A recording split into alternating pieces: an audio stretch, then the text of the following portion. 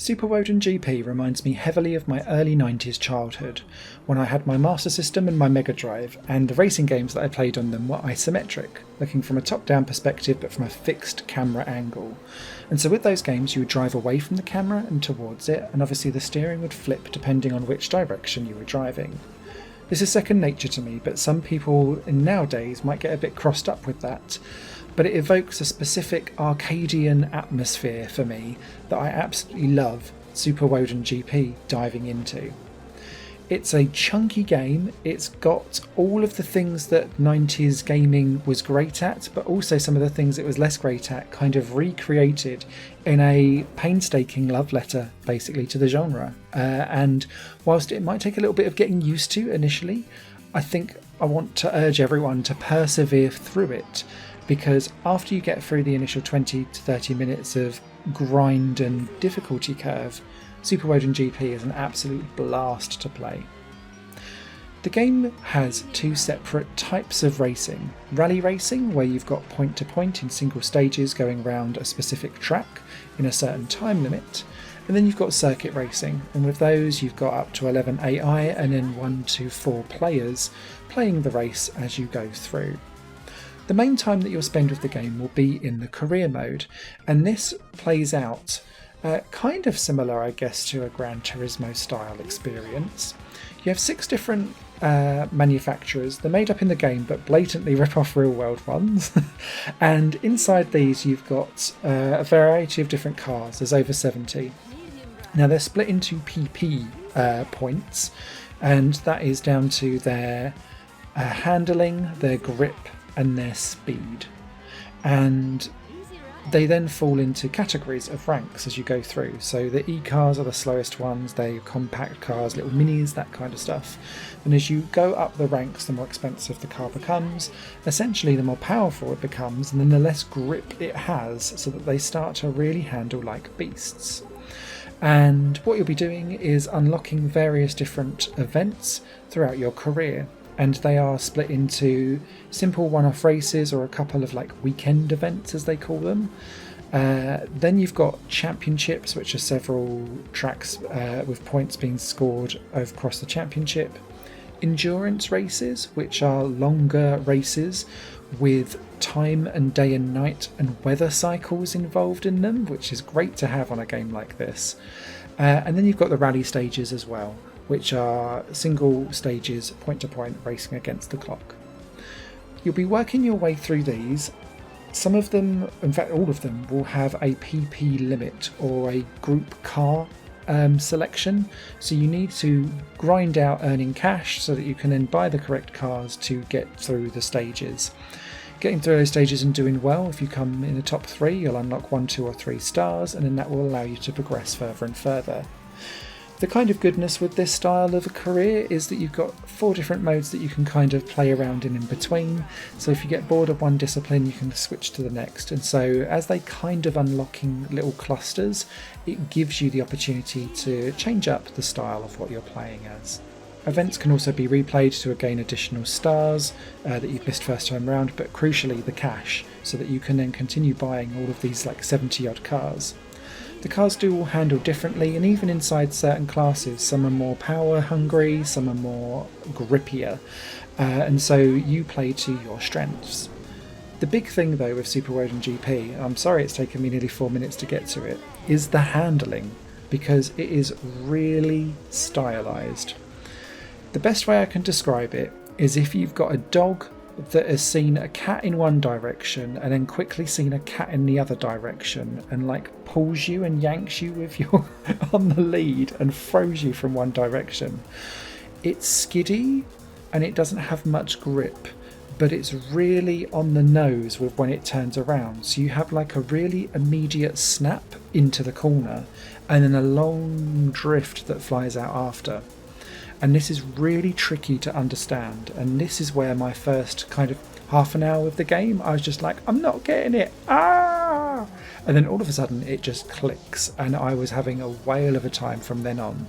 Hopefully you won't have the same kind of initial difficulty bump that I do, but I'd rather put it out there and be honest, because I struggled. I was in all of the barriers. I was hitting all of the cars in the AI. I was really having a bad time. And then suddenly it clicked. And the reason for that is that there's a mix of different styles of handling or wrestling the car around that you can go for. And it's finding the one that works for you. For me, I ended up driving in little nudges, if that makes sense. So with the controller and the steering, I had to basically get around, not just trying to fling the car in and hold it and hope for the best, because it wasn't working for me. So I'd have to slow down a little bit and do like little nudge to get round. And then as I started to get to understand the nuance of this initial snap in and then long tail understeer all the way through to exit of a corner, that then enabled me to understand how to start pitching those slides into the corner. And that was where I started to find the real satisfaction in Super Woden GP, because it's all about hanging the arse out of a car and swinging it round and clinging on for dear life, and it's a rodeo experience, particularly as you get through more and more cars that are more almost like Group B rally cars. They're too powerful for their own good. They've got too much grunt. They just spin up in oversteer in initial, and kind of you have to wrestle them and keep them in a straight line. But then in the actual turning, they've just got too much grunt and they throw out wide. And so it is a wrestle round the track amongst other cars doing the same thing. It's a real trick to get used to, so just please bear that in mind.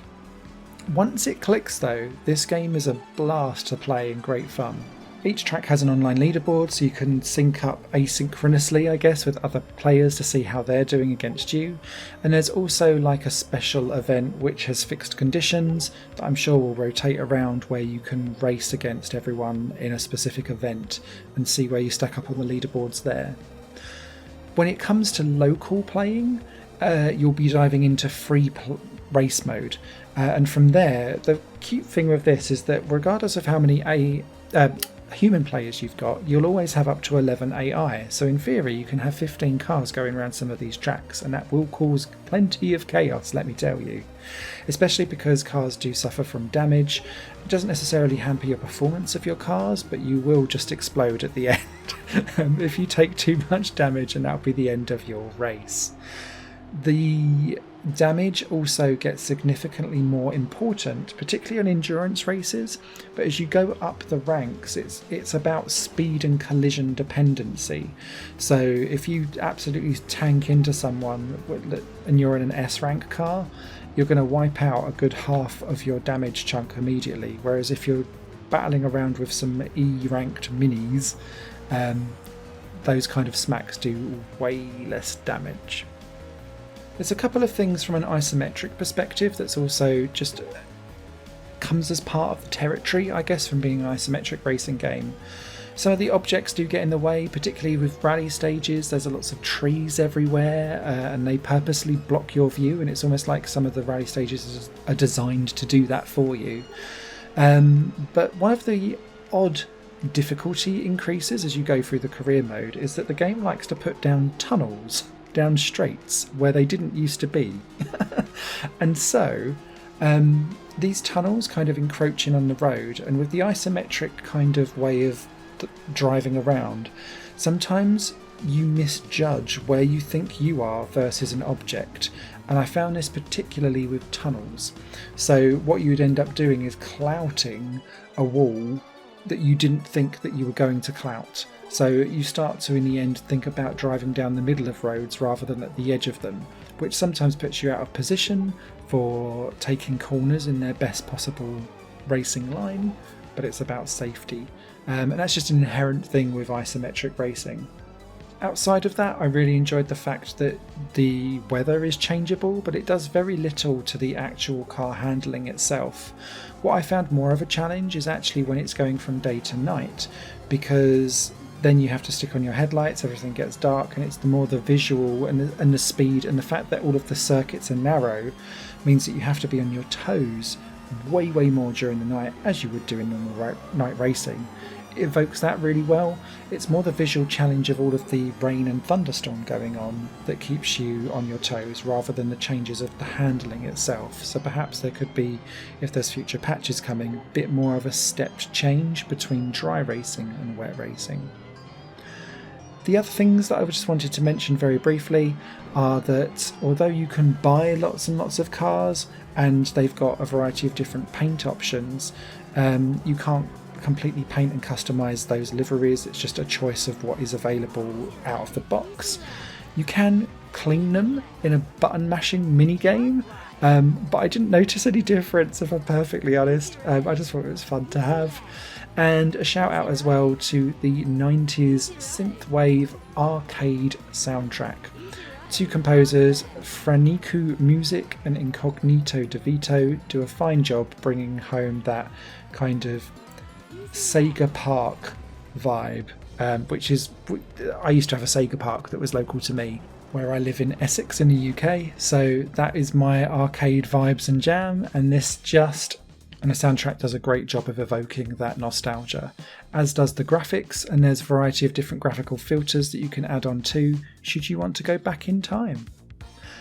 I have to say, after the initial difficulty curve is cleared, Super Woden GP is an absolute blast to play, great fun, engaging, lots of different things to do, tons of tracks, lots of AI cars to battle, local multiplayer split screen works fine with no slowdown at all as well, and all this from a very indie developer who's just doing a love letter to the games that they love. So do yourself a favour, get this on your wish lists or pick it up, because I think it is worthy of people's time.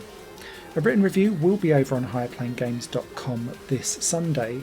The game drops on the 1st of September 2021. Take care all, bye for now. Higher Plane Games is part of the Higher Plane Network, a completely independent media outlet supported by people like you. The goal is to create the best possible content that cultivates a richer indie scene for games as well as music and entertainment. To find out more and to get involved, visit patreon.com/higherplane-network. Your support makes all the difference, and in return you'll gain access to bonus content and downloads. Thank you for watching.